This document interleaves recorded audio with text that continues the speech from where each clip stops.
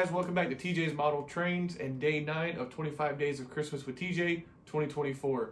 So yesterday we took a look at my first heritage unit of the collection that we'll be talking about this year, and that was my Penn Central SD70 ACe. Like I said, I know it's a little controversial for some people, and I guess controversial really still isn't the right word, but a lot of people just don't like Penn Central. Again, it's a Norfolk Southern engine, it's not Penn Central, whatever. So today we're going to dive into the railroad that I used to grow up looking at and going around and seeing in my hometown of Matthews.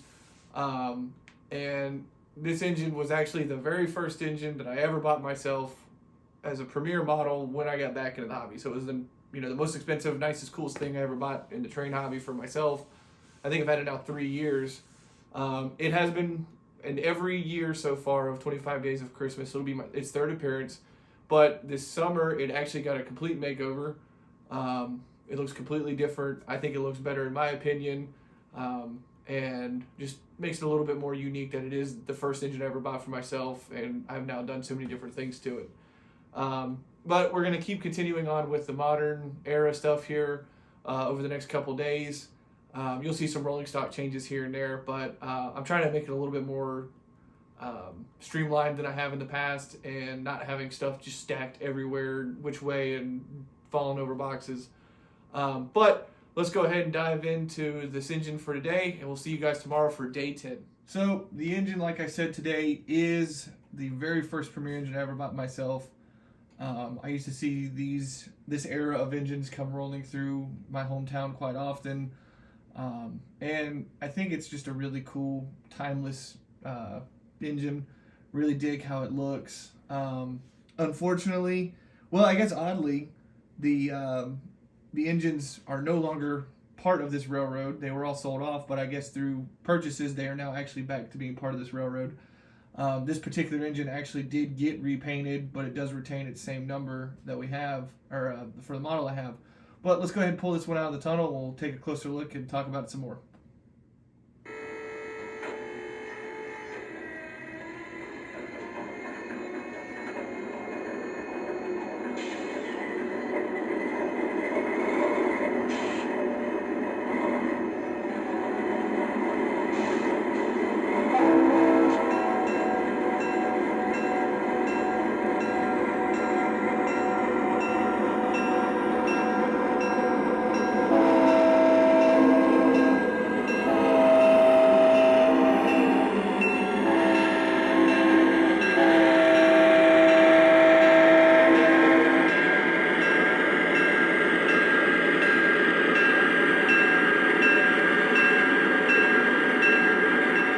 So obviously it is my CSX YN2 Narrow Nose -8 or C40-8.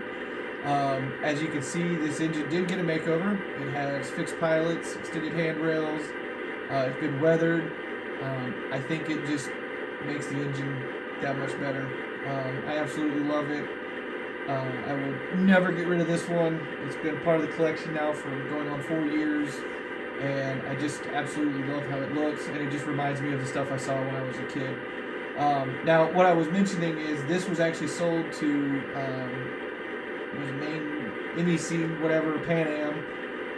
It did actually get repainted in the Pan Am blue and white scheme and retained its 7523 cab number, and obviously that is now owned by CSX. So in a crazy roundabout way, it's now back to being a CSX engine.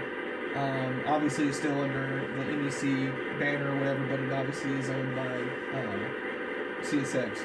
So it is cool to have that. I don't know, something about the standard cab -8s, the standard cab GEs just have like a very mean, aggressive look to them.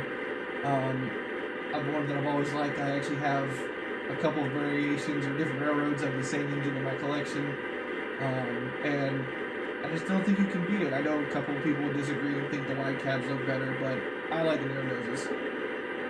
So, well, let's go ahead and keep the volume up on this thing, and we'll get it running around the layout.